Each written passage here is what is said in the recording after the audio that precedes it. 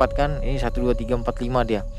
Habis itu isinya pertama kain kafan, daun pisang, habis itu kain kafan lagi, habis itu dibuka. Di sini nemuin ada jarum, terus tangan beikat begini, diikat. Habis itu yang jarum lagi mengarah ke jantung. Kalau ya mungkin hakikatnya untuk mematiin ya, mungkin ya. Jarum wah luar biasa, mukanya menakutkan bang. Terus nemunya itu ada di macam jenggol tuh boneka santet lah ibarat kan. Ada jarum, terus ada tulang belulang, tahu tulang belulang hewan apa gitu bang, nggak ngerti juga. Sama jeruk nipis. Kalau kata guru itu hakikatnya untuk menghidupkan dia ada yang ngeremot gitu nah. Sempat difoto nggak itu? Ada yang di kandungan mengalami keguguran bang. Tapi katanya guru itu jadi tumbal. Atau yang manusia yang di dunia ini jadikan dia yang mati, atau ini sekalinya ya anak saya ini bang. Luar biasa, hati saya ini jengkel bang ngeliat anak. Kebangkrutan usaha yang meninggalkan hutang miliaran dan mengalami kesulitan dalam melakukan pembayaran menimbulkan efek buruk. Dikirim penyakit misterius secara tiba-tiba, gangguan sosok gaib yang terus menghantui hingga sang korban hancur. Kengerian serangan santet ini dialami oleh keluarga Bang Arya. Assalamualaikum warahmatullahi wabarakatuh. Waalaikumsalam warahmatullah. Selamat malam Sobat Sobat Malam Mencekam. Hari ini kita jumpa lagi bersama Mang Ei dan tim. Kali ini Mang Ei dan tim masih berada di Kalimantan Timur. Ini tepatnya di Kecamatan Sanga-Sanga ya. Iya. Kurang lebih jaraknya 1 jam lah dari Samarinda, kurang lebih seperti itu. Kita berada di pinggir hutan, ini arah menuju ke sebuah tambang ya. Jadi tempatnya juga cukup menyeramkan menurut Mang Ei dan tim. Kita sudah bersama narasumber.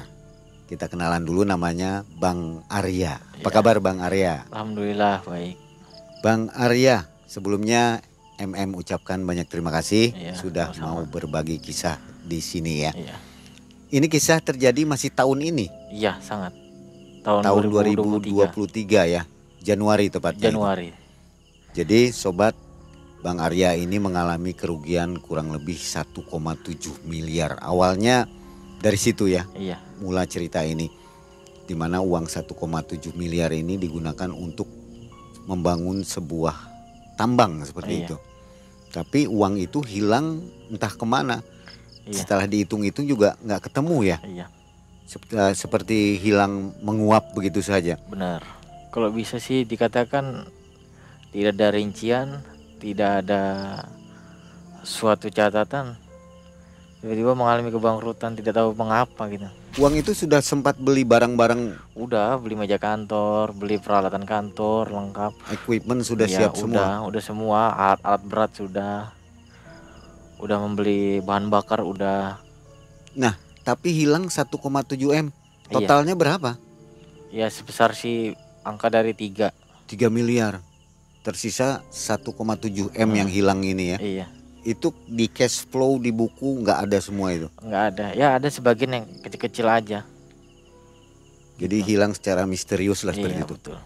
Bang Arya menghubungi untuk berkisah ini lewat mana? Kok bisa tahu gitu? Lewat email. Lewat email ya? Iya.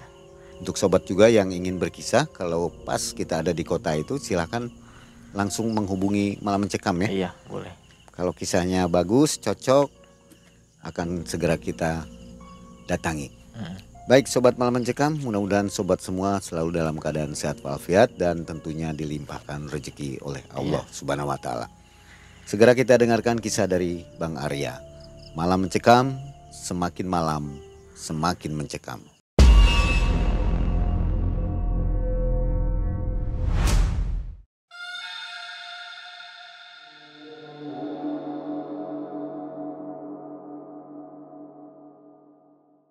Jadi awal mulanya saya bekerja di suatu perusahaan di awal Januari 2023. Saya bekerja di suatu perusahaan sebagai operator alat berat, dan akhirnya saya mendapatkan suatu SPK, surat perintah kerja,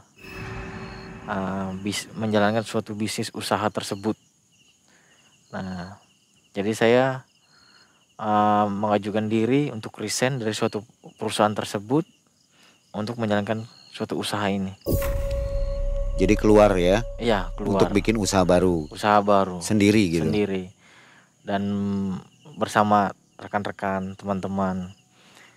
Selang itu berlalu, membuat perusahaan itu mengalami suatu kebangkrutan yang mengakibatkan banyak hutang. Supplier pasir, batu pondasi itu pun tidak secara terang-terangan kita kontrak per tahun, enggak ada. Ya udah, ada order segitu ya, kita orderkan. Tapi uang itu begitu sampai di tangan udah habis, tidak bisa apa-apa. Terus bisa hilang itu gimana ketahuannya si uang itu? Enggak tahu juga, Mang. Secara tiba-tiba ya habis, semua habis, mobil habis, uang pun habis. Itu uang sendiri atau ada uang investor mungkin? Ada uang investor, ada uang juga uang pribadi. Campur-campur ya? Campur. Otomatis investor nagih dong? Pasti nagih karena ada suatu perjanjian. Perjanjian tersebut kan antara saya dan investor akan menghasilkan laba, ada keuntungan. Uang yang saya pakai, uang dia itu saya kembalikan dengan utuh, tapi dengan ikatan bisnis akan tetap jalan, laba tersebut, keuntungan tersebut sekian persen. Awalnya seperti itu. Itu marah otomatis dong, kecewa maksudnya investor. Ya, investor sangat kecewa, tidak akan mempercayai lagi tentang itu, tentang ingin bekerja sama. Tapi mau dia apa boleh buat, dengan keadaan begini tidak dipercaya dengan orang, tapi saya berusaha lagi untuk menjadi yang terbaik. Bisa terbayar itu utangnya? Insya Allah sudah bisa terbayar, tapi masih ada juga sangkutan sampai sekarang.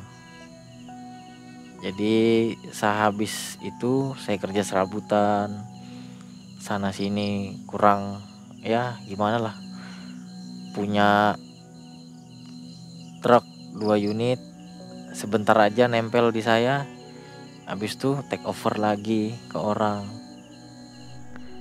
orang lagi melanjutkan, tidak menjadi suatu ibarat sampai melunjak naik lah, nggak ada melunjak naiknya lagi usaha truk itu.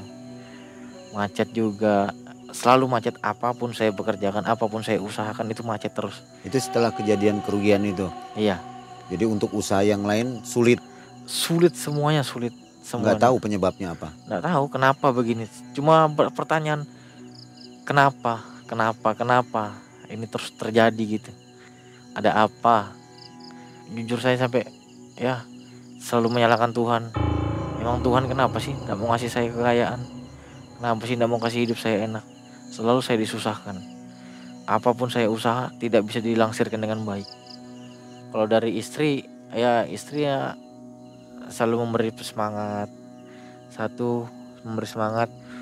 Kedua, dia orang yang tabah, yang sabar, istri saya itu.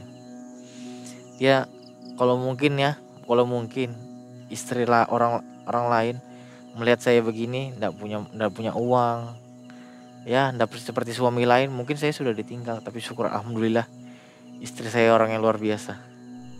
Saya akui, maupun susah maupun senang maupun terpuruk sama sekali tidak pernah meninggalkan saya. Itu istri saya. Jadi tekanan investor seperti apa?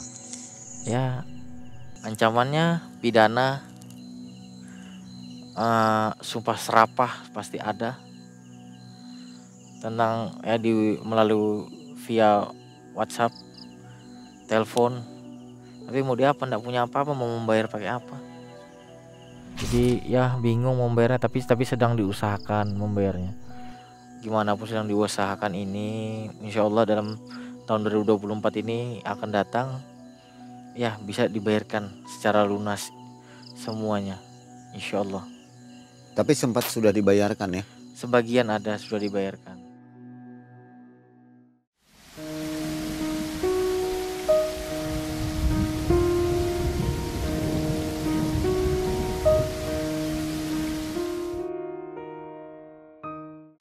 Dari itu saya dapat kerja lagi di bulan Agustus.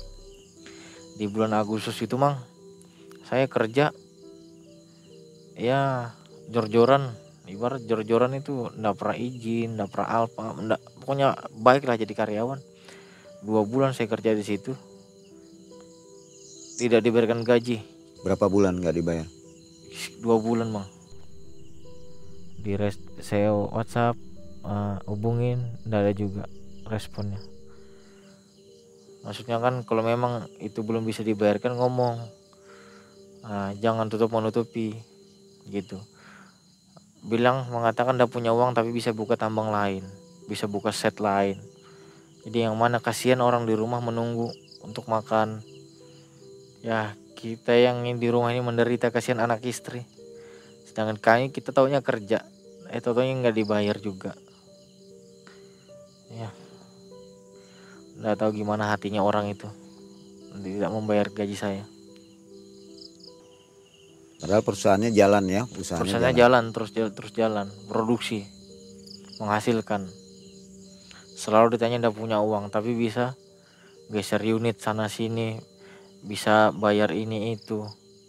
Akhirnya saya nganggur selama kurang lebih 3 minggu.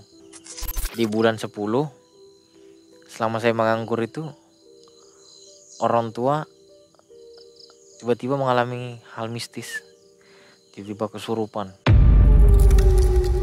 Habis kesurupan itu panik satu rumah, kenapa ini kesurupan.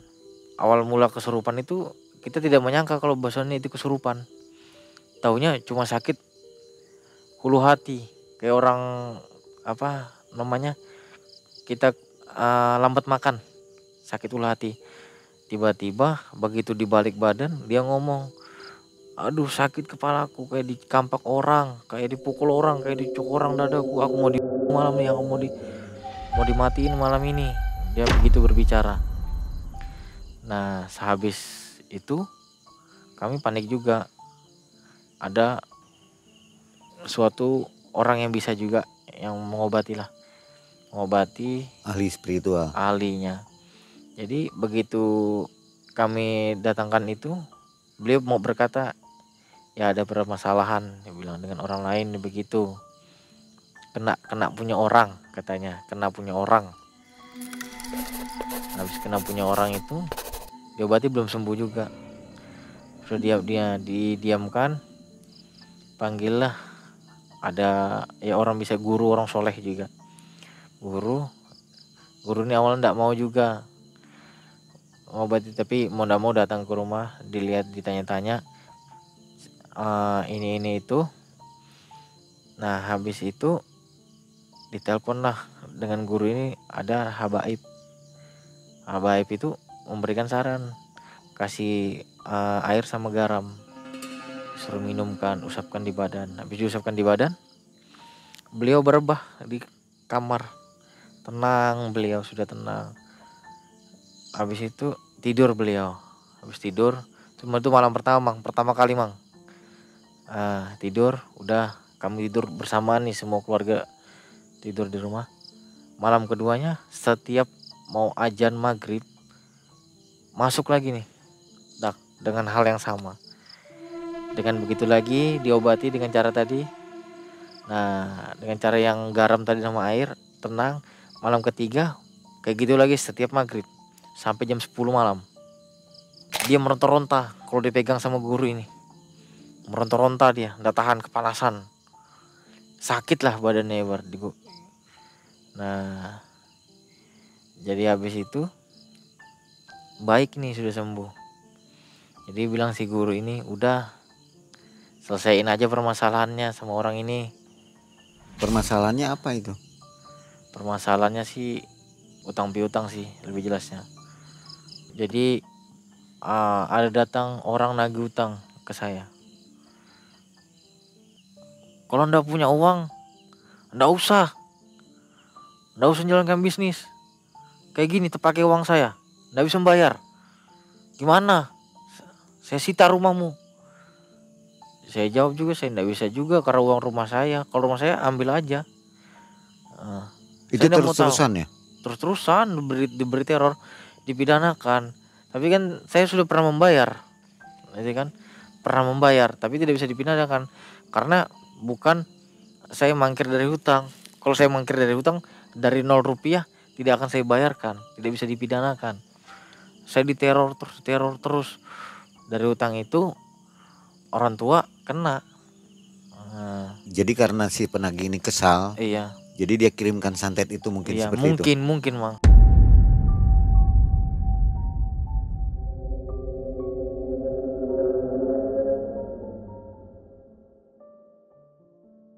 Berapa lama itu lanjut lagi nih, kesurupan lagi.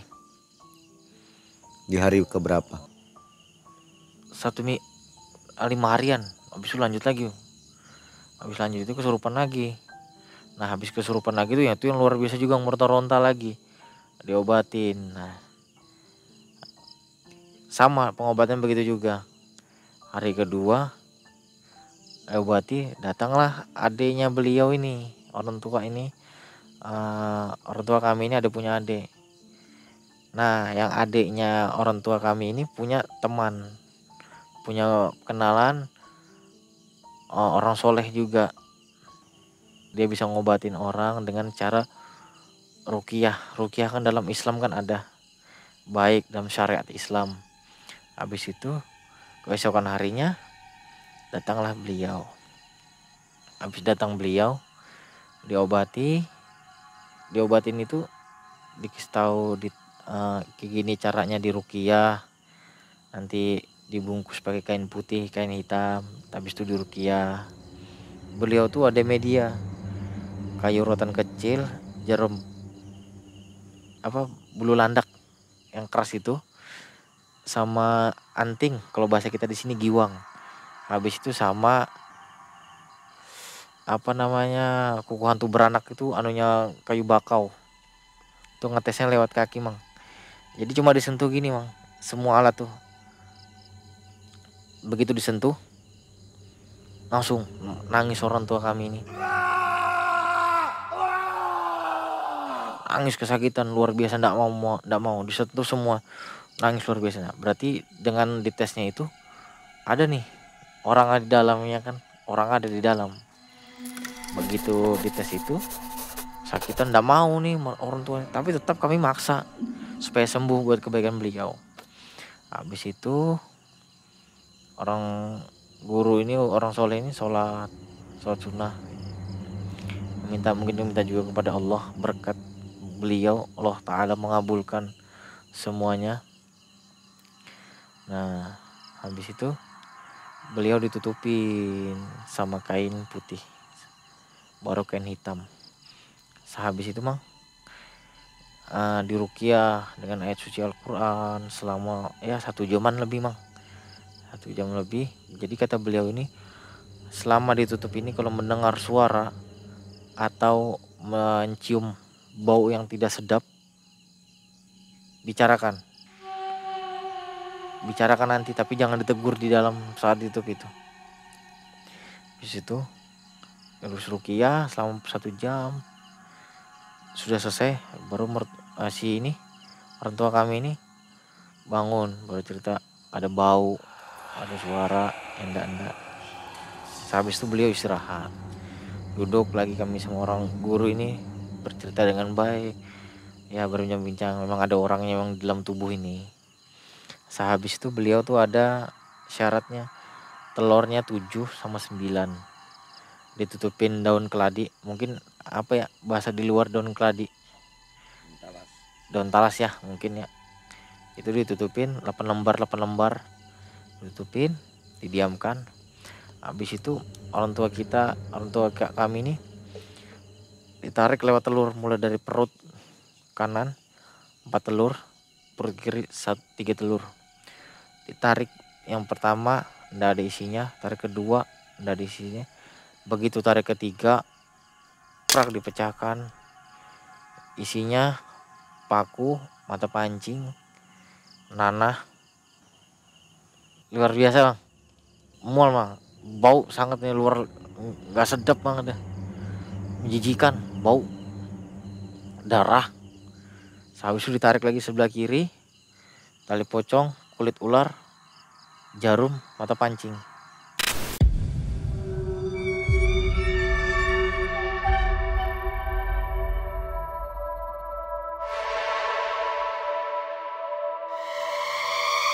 Mau dengan ajan maghrib lah, beliau tuh punya media kaca sama lilin 4 ditaruh di kaca itu. Jadi taruh dalam kamar, ditanyain di mana beliau tidur, di situ. Taruh situ lilinnya, buka. Ini kan kalau rumah orang zaman dulu nggak pakai pondasi. Jadi pakai ini apa namanya, rumah kolongan. Kami buka, habis itu kami gali. Berdua nih kami gali sama saudara. Pertama saya digali sama saudara nih hampir segini. Terus saya lagi nambahin segini, akhirnya sampai 1 meteran bang, segini bang. Ya sudah hampir satu masuk ke tangan. Gali-gali nggak dapat apa-apa, ya cuma air aja di dalam. Habis itu setelah beliau ini, guru ini sholat maghrib, kami masih gali bang. Beliau datang ke kamar tuh, wih dalam udah, ini dalam. Habis itu ambil daun pisang sama tebu nih bang, kalau bahasa kami nih manisan di sini bang. Tebu cucuk sama daun pisang di dalam. Beliau baca Yasin, baca suratul Quran, semua tuh baca, dipancing lah ibarat bang, barang gaib nih. Karena bukan di barang ditaruh di manusia, jin yang naruh bang. Jadi begitu dipancing langsung ada gelembung bang, naik grup begitu. Habis itu guru bercebur dalam lubang itu. Dalam lubang tuh bercebur. Mungkin entah apa, beliau ditaburin garam sama beliau. Berdiri beliau, masuk lagi. Saya nih mang, saya gali, tidak dapat apa-apa, saya keluarin semuanya. Habis itu saudara lagi yang masuk, saudara saya ini mang. Begitu masuk gali-gali langsung begini, kata saudara saya, blup begitu. Ada nunjul begini, langsung ngambilin kain hitam ini mang, macam ini kain hitamnya. Habis kain hitam itu langsung diambil begini, tutupin kain hitam, angkat, wih perindingan gue nih mang, perindingan nih. Jadi begitu mah ditaruh ini, jadi sebesar gini mang. Boleh emang diambil mang ya, sebagai contoh. Nah, jadi begini, besar begini, bentuknya sama. Ini begini bentuknya, satu. Tapi di ini cuma 4 kan, ini 1 2 3 4 5 dia. Habis itu isinya pertama kain kafan, daun pisang, habis itu kain kafan lagi, habis itu dibuka. Di sini nemuin ada jarum, terus tangan beikat begini, diikat. Habis itu yang jarum lagi mengarah ke jantung, kalau ya mungkin hakikatnya untuk mematiin ya mungkin ya. Jarum wah luar biasa, mukanya menakutkan bang. Terus nemunya itu ada di macam jenggol tuh boneka santet lah ibarat kan. Ada jarum, terus ada tulang belulang, tahu tulang belulang hewan apa gitu bang, nggak ngerti juga. Sama jeruk nipis. Kalau kata guru itu hakikatnya untuk menghidupkan dia, ada yang ngeremot gitu nah. Sempat difoto nggak itu? Ada videonya, Boleh kita ada. tayangkan nanti ya? Boleh deh. Jadi itu ketemu barang, kami juga kaget. Nah terus ini ada punya ponakan, tiba-tiba langsung kayak kemasukan gitu. Kenapa diambil? Kenapa diambil? Pertandingan nih bang. Kenapa diambil? Wah habis dia itu ditiup lah, push ibarat sembura, berhenti. Satu rumah tuh gempar, luar biasa bang, mencekapnya ini bang, luar biasa bang dalam rumah itu. Sehabis itu ditutup lagi, keluar. Nah dibawa sama guru ini, dibuang ke laut. Kalau barang yang tadi dibakar itu dibuang ke laut, dilarung.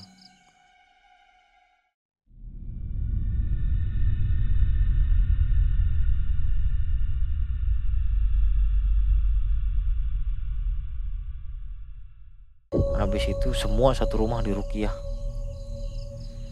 Semua satu rumah diruqyah. Nemu barang yang danda mang dalam tubuh ditarik pakai telur tadi. Telur pun bukan macam disulap mang. Beli di warung, disenterin satu-satu semuanya itu 16 biji, nggak ada isinya, nggak ada apa-apa, aman aja. Mungkin berkat beliau ini Allah Ta'ala mengabulkan, kalau bahasanya Allah Ta'ala menjahirkan, menghadirkan itu bahwasannya bisa terselamatkan, Allah Ta'ala menyelamatkan melalui itu. Nah habis itu semua itu di ini alhamdulillah dengan baik, semua rezeki membaik, sudah tak bisa tercabut itu. Nah sehabis itu 1 bulan kami kayak dihantui mang. Di rumah itu kejadian luar biasa, macam orang terbang, orang naik di atas genteng maghrib itu, suara kayak tup di atas seng itu. Dalam rumah itu aja, rumah itu kayak rumah hantu, kayak rumah beda rumah pada rumah orang-orang lainnya. Luar biasa rumah itu, menakutkan. Saya pun di kerjaan kayak dihantui. Saya ketemu di dalam ekskavator, saya kayak dijenguk orang begini mang dalam ekskavator.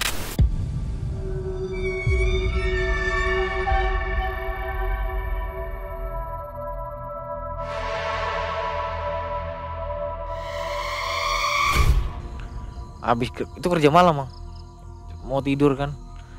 Habis itu pagi nih jam 5 subuh mau pulang, nggak berani pulang ke rumah. Pulangnya ke mes, tidur bareng teman, nggak berani pulang ke rumah, takut. Semua pun takut di rumah, satu keluarga takut, nggak ada yang berani dalam rumah satu pun. Ngeri lah mang rumah itu mang, nggak ada yang berani masuk. Nah, jadi selama 1 bulan diobati semua kena. Gurunya pun masih ada di rumah mang, sampai sekarang menjaga kami, dijaga dulu karena masih mungkin nggak tahu juga, mungkin keliaran apa nggak tahu juga ya. Beliau untuk menjaga kami tidak ada masuk lagi gitu memang. Nah, habis itu masih beliau di situ, diberi sama beliau ujangan lah, ibarat nama sih kalau bahasa amalan, supaya nggak kena ini. Kalau mau keluar rumah ini dikasih taunya ngambil supaya rezeki bagus kayak gini. Nah pokoknya dikasih, ibarat dipagarin lah, semua dimandiin dalam rumah, semuanya bagus, nggak ada ini itu. Tapi habis di situ berkat beliau ini, tapi luar biasa mam. Saya pun nggak percaya dengan adanya itu, nggak percaya mang, luar biasa nggak percaya, nggak berguna, ibarat apa sih gunanya itu, nggak percaya. Tapi nyata mang, yakin di hati mang kalau bahwasannya itu ada yang begituan mang. Kalau saya sih masa sih ada begituan, tapi ini jelas mang, nyata mang. Dikira ini bohong-bohongan, sulap, tapi ini jelas nyata, nggak main-main. Sehabis itu kumpul lah lagi cerita ini, satu nemukan ini, satu dalam rumah ini menemukan ini. Iya maksudnya nemuinnya ini dalam macam ini mang, benturan gaib gitu nih, ibarat kelebatan, nanti ada suara, ada dalam rumah itu sampai kayak orang ditinju, tapi pecah memang, pintu kamar tuh pecah kamar, kayak hancur lah gitu. Nggak tahu siapa yang ngantam, pokoknya kayak satu rumah kayak dihantuin mang. Semua rumah saudara. Jadi luar biasa menakutkan emang. Satu rumah itu kita kumpul, mau tidur tuh kumpul, mau tidur malam kumpul. Kalau siang baru berpencar, kalau malam jadi satu lagi, saking menakutkan itu mang. Nah habis itu sudah mungkin setengah bulan 1 bulan, enak sudah ya, ada hawa-hawa gimana gitu.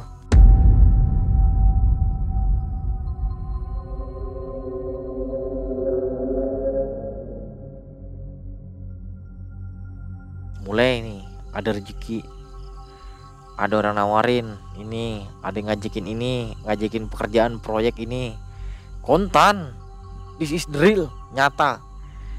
Pekerjaan pun orang langsung ada yang nawarin, ini kamu mau kerja nih ya, ada yang ngajakin, ayo kita ke Jakarta, kita ngambil investor, langsung Mang, ada orang yang percaya. Alhamdulillah sampai pun sekarang pun dipercaya nih. Habis diobatin itu alhamdulillah rezeki membaik. Nah, bukan gimana kan, rezeki sama Allah, tapi kan kita dalam agama Islam kan kita bersyariat ya kan, ikhtiar di hati kita ini, di situ sudah mulai membaik, semua tentram, keluarga tentram, baik, bisa ketawa lagi seperti biasa. Di bulan apa itu? Di bulan ini November nih sampai Desember nih membaik luar biasa Mang. Kerjaan enak, pikiran tenang, nggak ada yang ini itu, nggak ada bertengkar, bagus semuanya, pokoknya enak lah sudah semuanya. Kembali normal Ya kembali normal, saya pun kerjaan dapat bagus, teman-teman bagus gitu Mang. Ya pokoknya syukur alhamdulillah lah sekarang. Jadi kondisi normal ya, Normal Mang, seperti sedia kala. sedia kala. Itu di bulan keberapa itu? Di bulan mulai di November Kemarin. November sampai ke Desember sudah wah luar biasa. Jadi baru beberapa bulan aja ya? Iya udah beberapa bulan aja, tapi dalam hati saya ini Mang masih ada nih barang yang tadi nih di dalam rumah, karena dia ngomong 4 nih Mang. Barang atau makhluk? Barangnya sini seperti pocong ini 4, yang ditemukan cuma 1. Saya masih curiga nih Mang, masih ada sisanya. Oh, sosok-sosok itu ya? Iya. Disebutnya barang kalau di sini. Iya, disebutnya barang kalau di sini.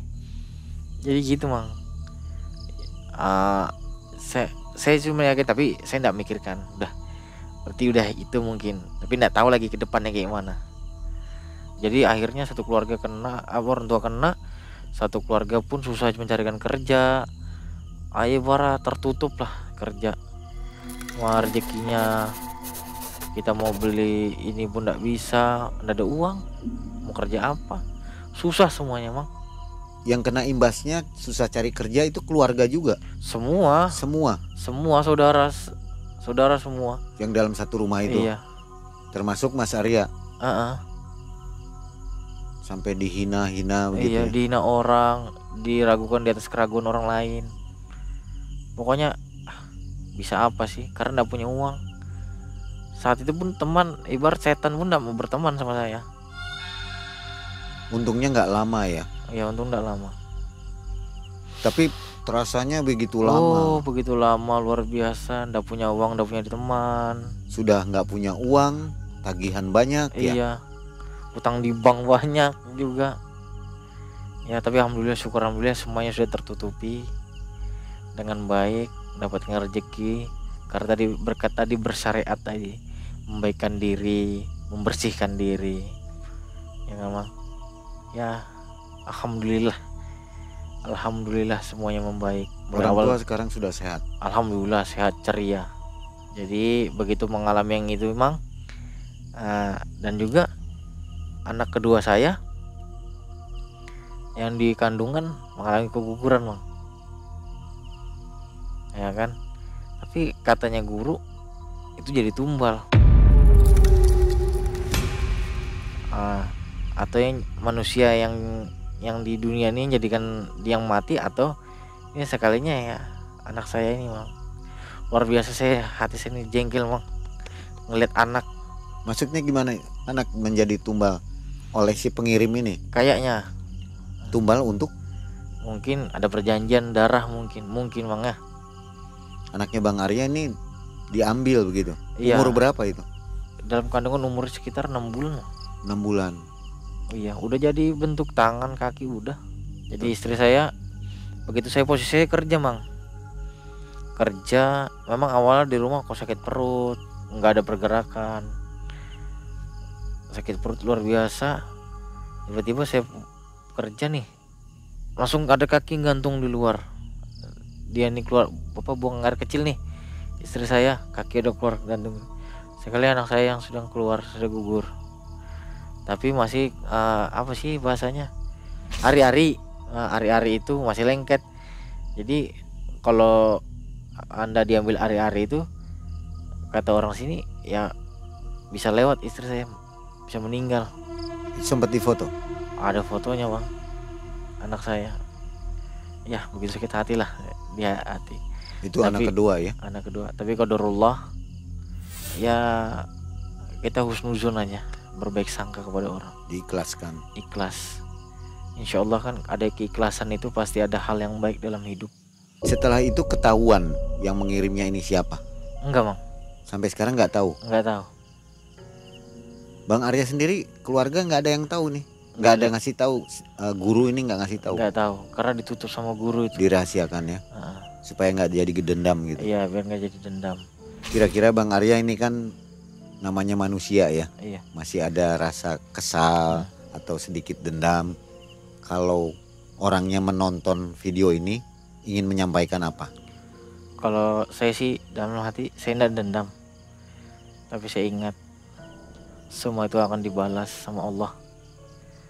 Engkau mati, engkau hidup dan mati itu karena Allah, bukan karena iblis, bukan karena dukun. Insya Allah pasti akan mati dan kembalinya. Ingat, engkau terbuat dari tanah, engkau terbuat dari setetes air hina. Ingat, pasti engkau akan mati dalam lubang yang sempit, akan terjepit daripada yang lahat ini. Mudah-mudahan yang mengirim, saya tidak tahu mau siapa, mudahan diberi umur panjang, sehat. Kita berdoa yang baik aja. Menurut Rasulullah, orang yang berbuat jahat didoakan yang baik, pasti akan balik pada diri kita. Dan mungkin segera bertobat gitu ya. Mungkin mudahan segera, insya Allah. Barangkali untuk penonton yang mau melakukan usaha investor seperti yang dilakukan Bang Arya, mungkin ada pesan-pesan agar lebih berhati-hati begitu. Kalau menurut saya, kita dalam usaha, satu, jangan pernah ada kesombongan. Kedua, ingat sama Tuhan. Ketiga, ingat sama orang tua. Yang keempat, berhati-hati terhadap teman, saudara, dan lain-lain, dan sekitar kita. Berhati-hati, kita tidak tahu ada yang mengintai dari diri kita. Itu saja Bang, pesan dari saya Bang. Baik.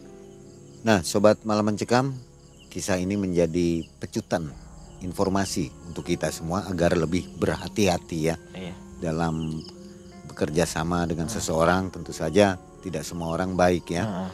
Akhirnya niat baik itu berbuah buruk. Seperti yang dialami oleh Bang Arya ini.